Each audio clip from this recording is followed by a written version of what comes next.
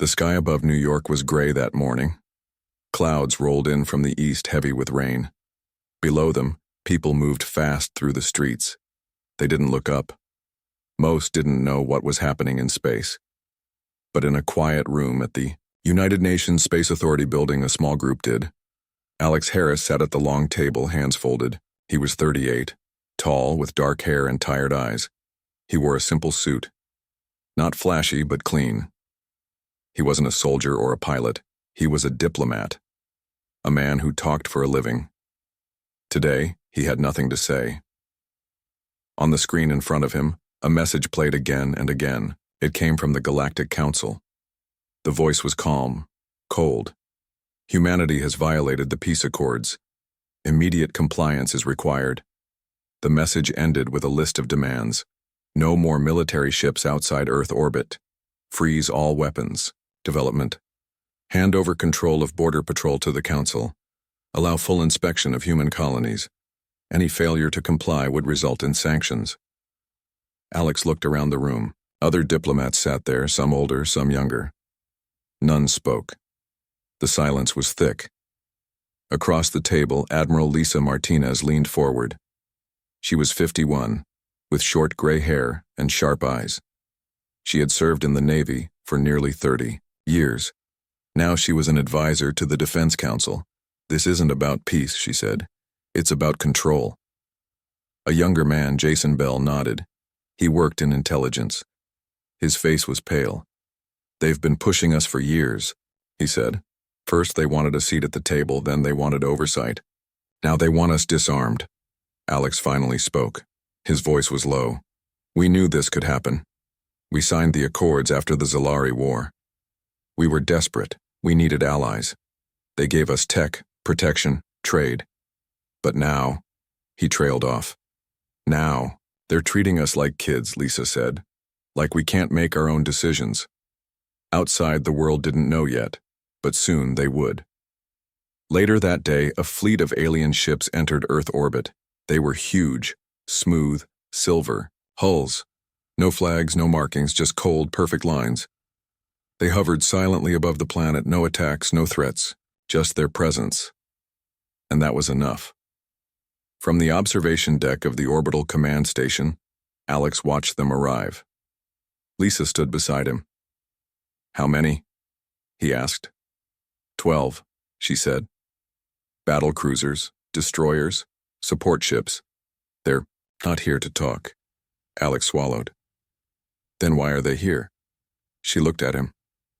To remind us who's in charge. Below them, cities lit up. Billions of lives continued as usual. Unaware. For now. Back on Earth, the news spread quickly. By noon, every channel carried the same story. The Galactic Council had issued new rules for humanity. Trade routes were frozen. Tech exports stopped. Military, expansion banned, inspections approved. Protests began within hours. In Los Angeles, students gathered outside City Hall. They chanted, held signs, some cried, others shouted, "Freedom for Earth! No more puppet masters! We won the HFY War! We don't need babysitters!" In London, workers walked out of factories. In Mumbai, crowds filled the streets. In Cape Town, artists painted murals on walls showing humans standing tall against alien shadows. The mood was clear. Anger.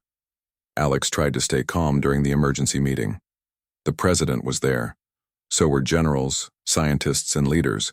From across the colonies. This isn't just about us, one woman said. This is about every species under the council. They think they can do whatever they want. Another man added, if we give in now, we'll never get our freedom back. The president sighed. We're not ready for war.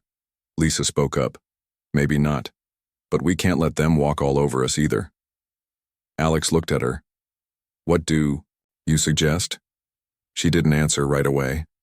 That night, Alex couldn't sleep. He sat in his apartment staring at the stars through the window. The alien ships still hung in orbit. His phone buzzed. Message from Jason Bell. Meet me at the old base, midnight. He hesitated, then grabbed his coat. The base was abandoned. Once used for testing experimental engines, it had been shut down 5 years ago. Jason waited inside, pacing. You came? he said. Alex frowned. What's this about? Jason handed him a tablet. Look. Alex tapped the screen. Files opened. Reports. Communications. Logs. They showed something shocking. The border incident, the one the council used to justify the sanctions, it hadn't been a mistake. Someone had set it up. A human ship had crossed into restricted space. But it wasn't rogue. It was ordered to. By whom? Alex scrolled down. Names appeared. High-ranking council members and human officials. Some of their own people had helped. The council trapped them. Alex felt sick. They made it look like we broke the rules, Jason said, so they could take control. Alex closed the tablet, his hands shook. We have to tell someone. Jason shook his head. Not yet. If we go public now, they'll shut us down before we even start. Alex looked at him. Start what? Jason smiled. A way to fight back. Meanwhile, Lisa returned home. Her farm was quiet. Fields stretched around her house. Wind blew through the trees. She sat on the porch, watching the sky. She thought about the past, the HFY War, how humans had fought together, bled together, how they had earned their place among the stars, and now they were being treated like criminals. Her door creaked open. An old friend stepped out. Danny Cruz, ex-pilot, retired. He held 2 cups of coffee. Can't sleep? He asked. She took the cup. Never could when things were going wrong. He sat beside her. Heard about the council's move. She nodded. They think we'll just roll over. He sipped his coffee. Maybe they're wrong. She looked at him. You think we can fight them? He shrugged. Don't know. But I know one thing. If we don't try, we'll regret it. She smiled slightly. Guess it's time to dust off the uniform. The next morning, the world woke up to a new reality. Sanctions were in place. Trade had stopped. Ships grounded. Ports locked. People were angry, and somewhere in the background plans were already forming. Alex met with Jason again. We need to leak this, Alex said. Jason nodded. I know someone, trusted, can get it out without leaving a trail. Alex handed him the tablet. Do it. As Jason left, Alex stared at the sky. Things were changing, and maybe, just maybe, humanity was waking up. The leak hit like a thunderclap. Overnight, the truth spread across every network, every screen, every colony. The border incident, the one the Galactic Council had used to justify its crackdown, wasn't an accident. It was a setup. Someone on Earth working with the Council had made sure humanity looked guilty. People were furious. In New York, protests turned into riots. Buildings shook with chants of traitors and freedom. In Lagos, hackers shut down government. Servers suspected of ties to the Council. In Sydney, soldiers refused orders from their commanding officers who had voted for full compliance. And in Washington, the president called an emergency meeting. Alex Harris sat at the table again. His face was tired, but his eyes were sharp. He wasn't alone this time. Across from him sat Admiral Lisa Martinez, arms crossed, jaw tight. Next to her was Danny Cruz, now back in uniform, though unofficially, and standing near the door was Jason, Bell still in civilian clothes but watching everything. The president looked around the room. This leak has caused chaos, he said. We're losing control. Lisa leaned forward. Maybe that's not a bad thing. The president frowned. You think this is what we wanted? A breakdown of order? No, Alex said. But we didn't ask for this. We tried diplomacy. We followed the rules. They lied to us, and now people are waking up. The president sighed. What do you suggest? Jason finally spoke. We need to prepare. The council won't let this go. They'll respond harder. They already have, Danny muttered. On the screen behind them, a news feed played. Footage of a massive alien dreadnought entering Sol system. No message, no warning, just the ship. It hovered just past Mars, silent and cold. A show of force. A threat. Meanwhile, in secret locations across the colonies, things were already moving. In a hidden hangar on Titan, engineers worked day and night. Ships once, thought dead, were being brought back to life. Old hulls, broken engines, weapons stripped for parts. Now, they were being rebuilt, not by the official Navy, by civilians, ex-soldiers, smugglers, tech experts. A quiet rebellion. One of them was Mia Garcia. She was 29, smart and stubborn. She used to work for the Space Force until she walked away after the last treaty. Now she was leading a team of mechanics, pilots, and hackers. "We've got 3 ships ready," she told her crew. 2 more in 2 weeks. A young man asked, "What if the council finds out?" She smiled. "They already know, but they don't care about us yet. That'll change." Back on Earth, Alex met with a group of diplomats. Most were loyal to the government. Some were not.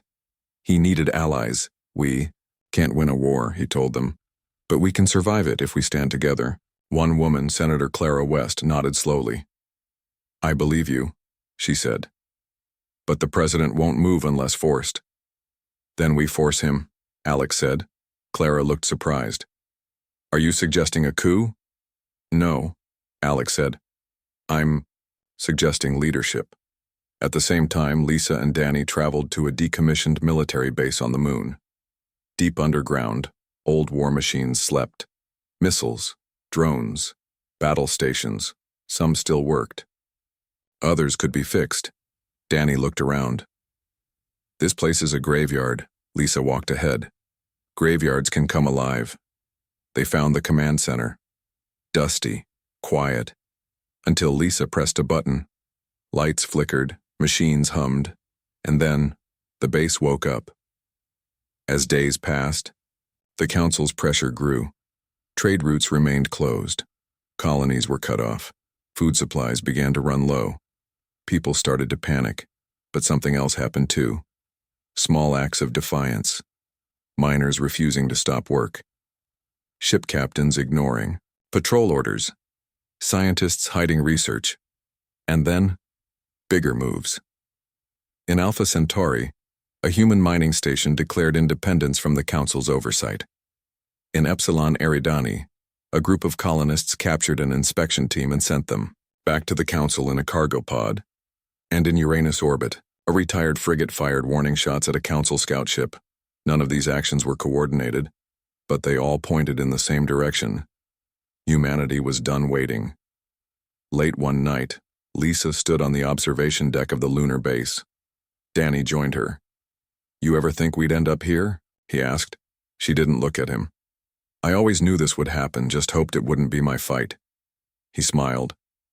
"Well, it is now." She nodded. "We're building something, not just ships, not just weapons. We're building a choice." For who? For everyone. Below them on the moon's surface, workers moved between hangars. Lights blinked like stars. A new fleet was rising. Meanwhile, Jason and Alex prepared their next move. They had proof of the conspiracy. Now they needed leverage. "If we give all this to the public," Jason said, "there's no going back." Alex looked at the files. "We're already past that." Jason hesitated. "Once this goes live, the council will come down hard." Alex met his eyes. "Good." Jason raised an eyebrow. "You want them to attack?" Alex nodded. "Not because I want war, but because when they do, everyone will see who they really are." Jason stared at him. Then, slowly, he smiled. "Okay, let's light the match." The next morning, the second leak hit. This time it included names, dates, orders, communications between high-ranking officials in the council and certain humans. The world exploded. Politicians resigned. Military bases declared autonomy. Planets stopped obeying council laws, and in space the dreadnought still waited, waiting for the first shot. The ultimatum came without warning. It was broadcast across every human channel. No flags, no diplomacy. Just a cold, emotionless voice from the Galactic Council. Humanity has violated the peace accords repeatedly. All independent military assets must be surrendered within 48 hours. Any further resistance will result in neutralization. Neutralization, a polite word for war. On Earth, the message hit like a bomb. In Washington, the president called another emergency meeting. Alex. Harris sat at the table again. So did Admiral Lisa Martinez, Danny Cruz, and Jason Bell. Others were there too. Generals, scientists, diplomats. The room was tense. "We can't give them what they want," one general said. "They'll never stop." Another shook his head. "If we don't surrender our ships, they'll attack. We're not ready for that." Lisa leaned forward. "We'll never be ready if we wait for their permission." Alex looked around. "This isn't about readiness, it's about choice. They've made theirs, now we have to make ours." The president rubbed his face. "What do you suggest?" Before anyone could answer, an alarm blared. Everyone turned to the screen on the wall. Breaking news. Urgent update. A Council dreadnought has begun moving toward Earth orbit. Silence filled the room. Then, the president whispered, "They're not waiting." On Titan, Mia Garcia stared at her screen. Her team had just finished repairs on their fourth ship. Now she saw the dreadnought's movement. She turned to her crew. "We're not hiding anymore," she said. "Get the ships ready." Back on Earth, Alex met with Senator Clara West. "You leaked the files," she said. "You knew this would happen." He nodded. "I hoped it wouldn't come to this." "But yes," Clara looked tired. "The president is scared. Half the government wants to surrender. And the other half wants to fight. But they don't know how." Alex took a deep breath. "We have a way." He handed her a small drive. Inside were plans, maps, data. "What is this?" she asked. "Our only chance." Meanwhile, Lisa stood on the lunar base. Behind her, workers moved fast, loading weapons, fueling engines, checking systems. Danny walked up beside her. "You think this will work?" he asked. She didn't look away. "From the hangar." "Doesn't matter what I think, it's all we've got." He nodded. "Then let's make it count." 48 hours passed quickly. The dreadnought hovered closer. No communication, no negotiations, just its presence. On the third day, it fired. Not at Earth. At a small colony station near Jupiter. One shot. The station vanished. People died. Millions. Watched as the footage spread. The message was clear. Surrender or die. That night, Alex met with Jason.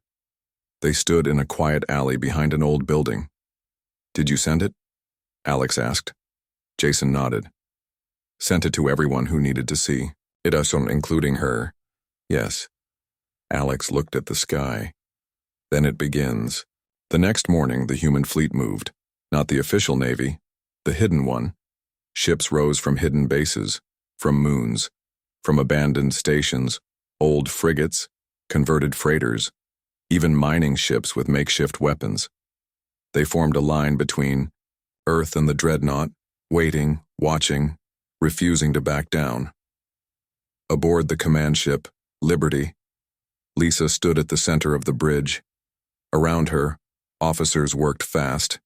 Scans, weapons checks, comms. Danny stood nearby. "You sure about this?" he asked. She looked at him. "No, but I'm doing it anyway." He smiled slightly. "Good enough." She turned to the pilot. "Take us forward." The Liberty moved ahead of the fleet, alone, facing the dreadnought. On the alien ship, the commander watched. His name was unknown to humans. His species was tall, thin, with dark eyes and pale skin. He studied the human fleet. "They are not afraid," one officer said. The commander said nothing. Then he gave an order. "Target the lead ship." Weapons powered up, lights glowed red, and then, "Wait!" a voice interrupted. A woman stepped forward. She wore a black uniform. Her hair was short, her face serious. "Commander Varel," she said. "We need to talk." Varel turned slowly. "About what?" "About the risk." He raised an eyebrow. You doubt our strength? She hesitated. I doubt their fear. Varel looked back at the screen. The human ship still waited, unmoving. Back on the Liberty, Lisa felt the tension. Every eye was on her. She spoke into the comms. This is Admiral Lisa Martinez of the Human Defense Force. We are not your enemies. We are not here to provoke war. She paused, but we will not surrender. Silence followed. Then, a reply. Stand down, or be destroyed. Lisa closed her eyes, then opened them. All ships, she said. Prepare for battle. The first shot came from the dreadnought, a beam of white light. It missed. Barely. The Liberty dodged. So did the rest of the fleet. And then, the humans fired back. Lasers, missiles, kinetic rounds. The space between them lit up. The battle had begun. For hours, the two sides fought. The dreadnought was strong, heavily armored. Powerful weapons. But the humans were fast. Unpredictable. Willing to take risks. Maya Garcia led a strike team in her repaired frigate. Danny flew close support. Lisa commanded from the Liberty. They hit hard. Again. And again. Until a direct hit. The dreadnought's shield cracked, then failed. The Liberty moved in. Final shot. Missile launched. Impact. The dreadnought exploded. Light filled the void, and when it cleared, only one side remained. On Earth, people watched the footage. Cheers broke out. Some cried. Others simply stared. It was real now. Humanity had fought back and won. In Washington, the president stood at the window. Alex walked in. You saw it, Alex said. The president nodded. They won. Alex stepped beside him. Not just a win. A message. The president looked at him. What message? Alex smiled. We're not going to roll over. Outside, the world changed. Protests became declarations. Colonies declared independence. Ships refused to follow council orders, and somewhere in the stars, the fire had started. The battle near Jupiter was over, but the war had just begun.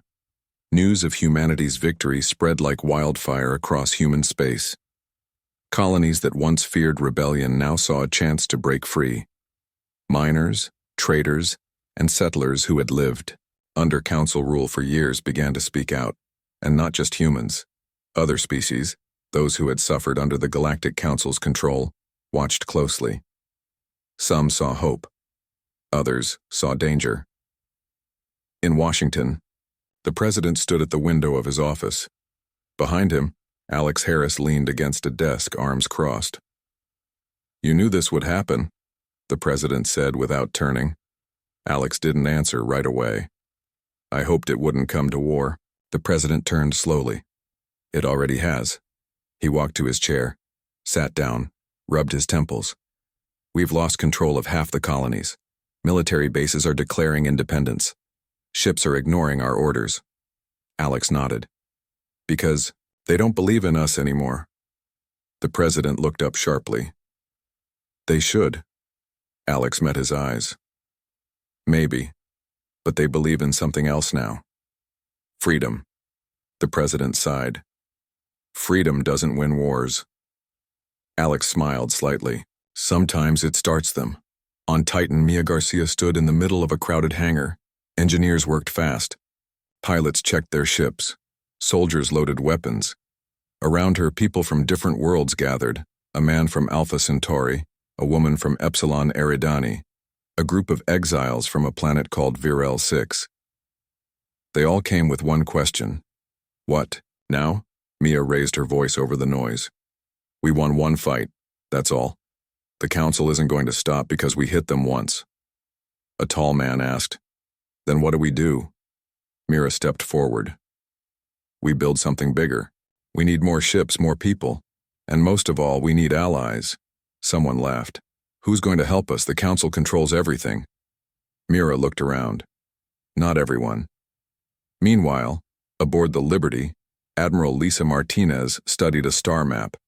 Red markers showed enemy positions. Blue ones showed human-controlled systems. The red was closing in. Danny Cruz stood beside her. "They're coming," Lisa nodded. "They always were." Danny frowned. "How many?" She pointed at the screen. "3 fleets, each bigger than ours." Danny whistled. "We're outnumbered." Lisa looked at him. "We always were," he smirked. "Still think we can win?" She didn't smile. "I know we have to." In deep space, a secret meeting took place. A small ship hovered near an old mining station, no flags, no markings. Inside, 2 figures sat across from each other. One was Jason Bell. The other was a being from a species known as the Zilari. Tall, with dark skin and glowing eyes, the Zilari had once been powerful. Before the Council crushed their rebellion decades ago, now they watched humanity rise. "You ask for help," the Zilari said. "Why should we give it?" Jason leaned forward. "Because we're doing what you couldn't finish." The Zilari studied him. "You think your kind is strong enough?" Jason shook his head. "No, but we're angry enough." The Zilari was silent for a long time. Then finally he spoke. "If you want allies, you must prove you can lead." Jason nodded. "We will." Back on Earth, protests grew into full-scale resistance. Cities declared themselves free zones. Ships refused to carry Council cargo. Even some military units switched sides. And then, the first major attack came. A Council strike force dropped out of hyperspace near Tau Ceti. Their mission: destroy the main human colony there. Warning came too late. The colony was defenseless. Within hours, the city burned. Thousands died. When the news reached Earth, Alex stood alone in his apartment. He stared at the footage, people screaming, buildings collapsing, families running, his hands clenched into fists. This wasn't just a war anymore. This was a warning. That night, Lisa held a meeting aboard the Mate. Liberty commanders from across human space joined by comms. They needed a plan. Operation Liberty Star. Lisa stood at the front. "We've taken hits," she said.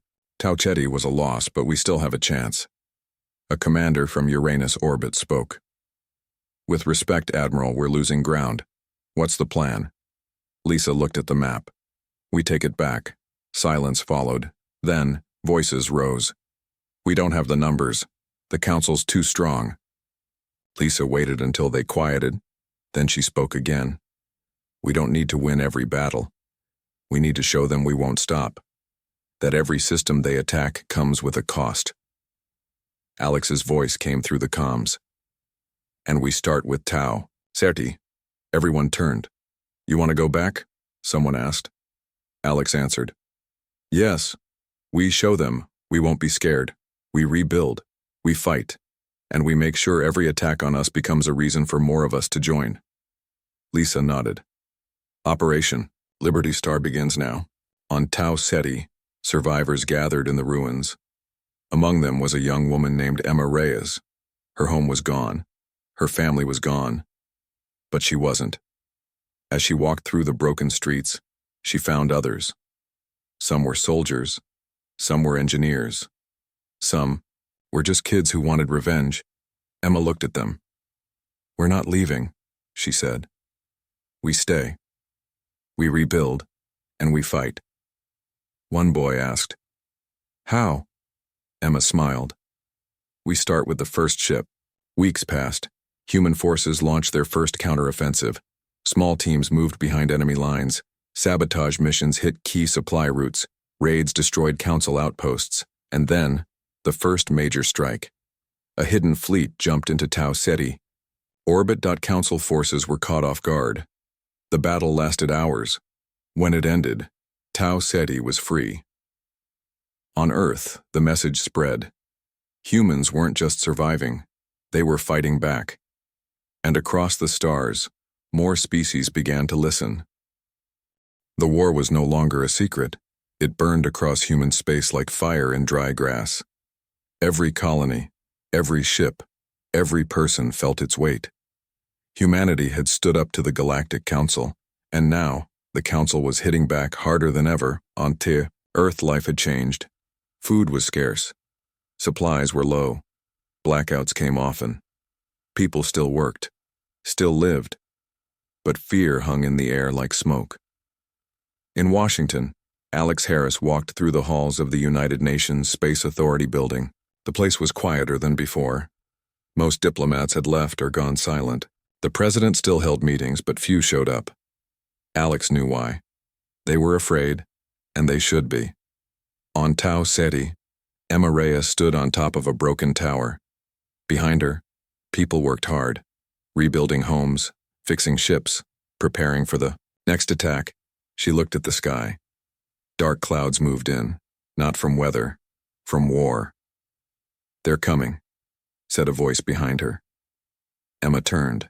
It was a young man named Leo. He had joined the resistance after losing his family in the first strike. She nodded. "We'll be ready." Leo looked unsure. "Last time we got lucky.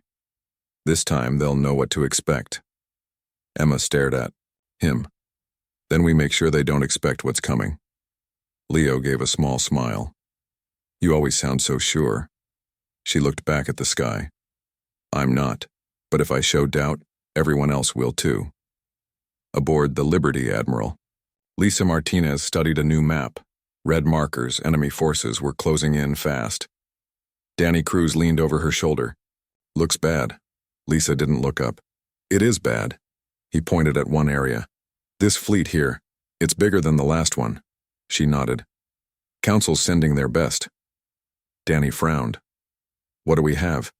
She tapped a button. More. Blue markers appeared, scattered, weak. "Everything we've got," she said. Danny sighed. "We're outnumbered again." Lisa finally looked at him. "We always are," he smirked. "Still think we can win?" She didn't answer right away. Then quietly she said, "Winning isn't the point anymore. It's about making them pay for every inch they take." In deep space, a hidden base buzzed with activity. Techs ran between machines. Engineers checked systems. Soldiers loaded weapons. Mira Garcia walked through the halls giving orders. "Get those engines online. Tell Uranus Command to send backup. Double-check the shield generators." Everyone moved fast. This base wasn't just a shelter. It was Project Aegis, a planetary defense system designed to protect Earth at all costs. Mira stopped at a control room. Inside, Jason Bell and a group of scientists worked on the final tests. Jason looked up. "You're early." Mira crossed her arms. "I wanted to see it myself." Jason gestured to the screen. "We're close, but we need more power." Mira frowned. "Where are we getting it?" Jason hesitated. "From the colonies." Mira's eyes narrowed. "You mean Tau Ceti?" He nodded. "Among others." She shook her head. "Those people are barely holding on. You want to take their power?" Jason met her eyes. "If we don't, Earth falls, and if Earth falls, we all do." Mira didn't speak for a long time. Finally, she said, "Do what you have to, but don't leave them defenseless." Jason nodded. "I won't." Meanwhile, on Uranus orbit, a secret meeting took place. Commanders from across the human fleet gathered aboard an old frigate. They needed a plan. Lisa stood at the front. "The Council is pushing hard," she said. "They're trying to cut us off from our supply lines. If they succeed, we lose everything." A commander from Epsilon Eridani asked, "What do we do?" Lisa looked at the map. "We hit them where they least expect it." Someone raised an eyebrow. "Where's that?" She pointed at a distant system. "Their capital." Gasps filled the room. One officer said, "Are you serious? That's suicide." Lisa met his eyes. "Maybe, but if we keep playing defense, we die anyway." Alex's voice came through the comms. "This isn't just about survival. It's about showing them we're not afraid, that we won't stop." Another commander asked, "How do we get there?" Lisa smiled slightly. "We use their own tricks against them." Back on Earth, the president called another emergency meeting. Alex sat across from him. "You're pushing us into a full-scale war," the president said. Alex didn't flinch. "We're already in it." The president rubbed his face. "I tried diplomacy. I tried negotiation. But now we're burning." Alex leaned forward. "Then fight with us." The president looked at him. "You want me to declare open war?" Alex nodded. "Yes." The president was quiet for a long time. Then slowly, he stood. "Fine." The next day, the declaration went out. Earth officially declared war on the Galactic Council. Across the colonies, people cheered. Ships fired their engines. Bases prepared for battle. And in the stars, the largest human fleet ever assembled began to move. Tau Ceti was the first test. The Council sent a massive force to crush the rebellion, but Emma and her team were ready. As the enemy dropped out of hyperspace, the humans struck first. Missiles flew, lasers lit up the dark, ships dove and rolled, firing as they moved. Emma's team led the charge. They used old tactics, surprise attacks, ambushes. For hours the battle raged, and when it ended, Tau Ceti was still free. On Uranus orbit, the human fleet regrouped. They had won a battle. But the war was far from over. Lisa stood on the bridge of the Liberty. She looked at the map.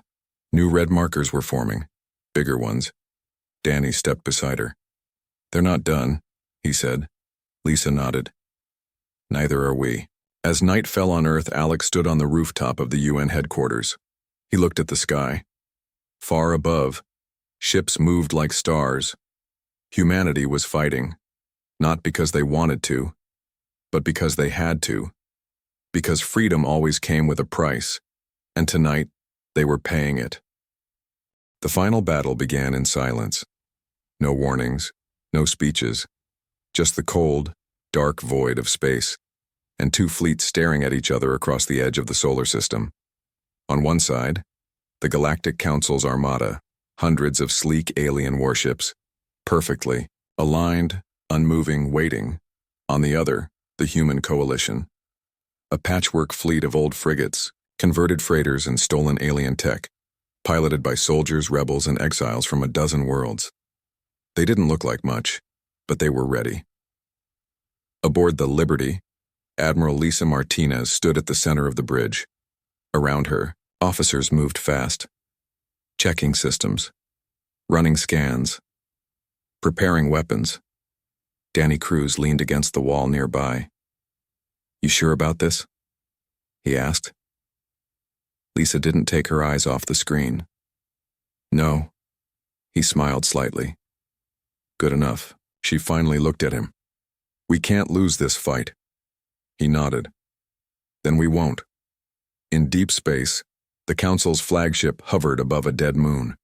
Inside its command chamber, the Supreme Envoy watched the enemy fleet on his screen. His name was Varel, tall, pale, calm. A woman stepped forward. She wore black armor. Her voice was sharp. "They're still there," she said, refusing to surrender. Varel didn't move. "They are not here to surrender," she frowned. "Then why wait?" He turned slowly. "Because they know what comes next." On Earth, Alex Harris stood in front of a crowd. It wasn't a military base, not a government hall, just an open field outside Washington. Behind him, people gathered, families, workers, students. He spoke into a microphone. "This is it," he said. "The last stand. Not just for our ships, but for everything we fought for." He looked around. They told us we were too small, too weak, that we couldn't win. He paused. Maybe they were right. Some in the crowd gasped. But he kept going. But winning isn't just about strength, it's about standing up. About saying no when others say yes, and today, we say no again.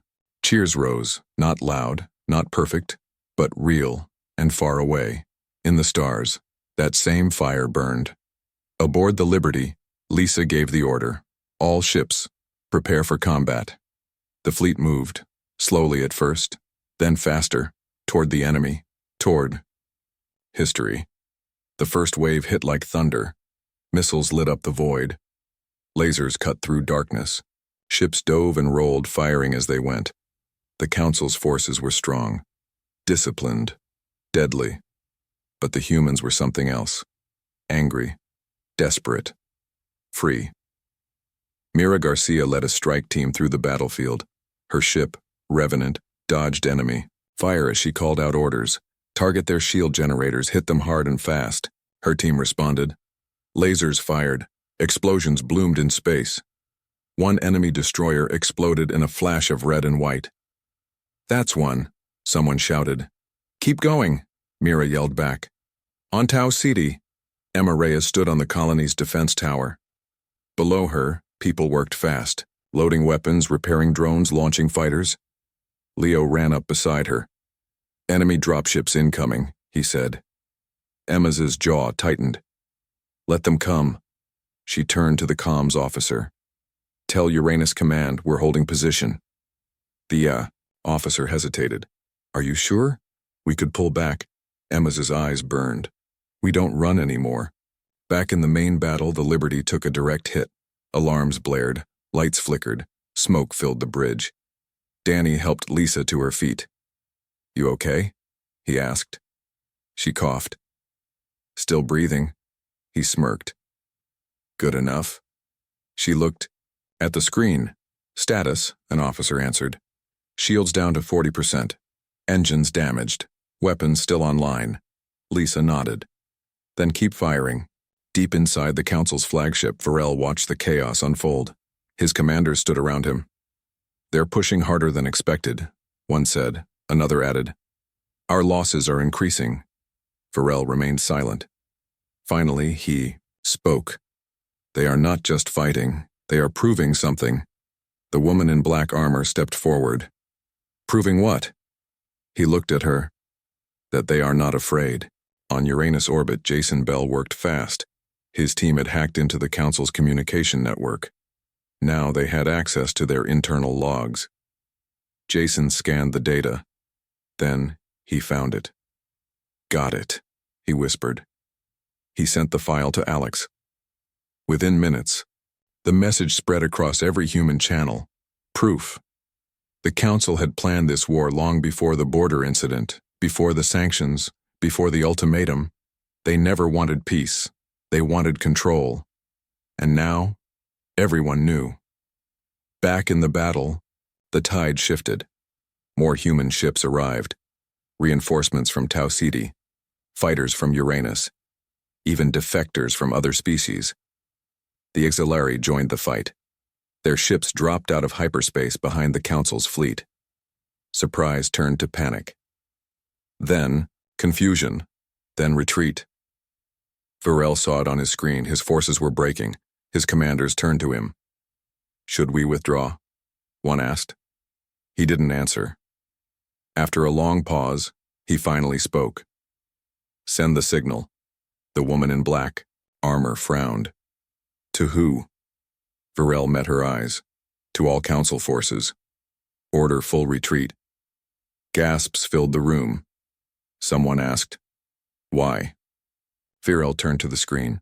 Because they have shown us something we did not expect. What? He said only one word. Strength. Hours later, the battle ended. Smoke drifted through space. Wreckage floated in silence. Humanity had survived. Barely aboard. The Liberty. Lisa sat in her chair. Danny handed her a cup of coffee. We did it, he said. She sipped slowly. We lived. He raised an eyebrow. Isn't that enough? She looked at him. For now, on Earth the city lights came back on. People cheered in the streets. Flags flew for the first time in years. Children laughed. Alex stood on the rooftop again. He looked at the sky. Far above, the last of the Council's ships disappeared into the void. He whispered, We're not done yet. Weeks passed. The Council fractured. Some members defected, others retreated. Few remained loyal. Humanity stood taller. No longer a colony. No longer a pawn. A power. On Mars, a new flag rose. Red, black, white, freedom. Lisa stood beside Alex, watching it fly. Do you think it's over? She asked. He shook his head. No, but we made a choice, and now we live with it. She smiled slightly. Then let's make sure we live well.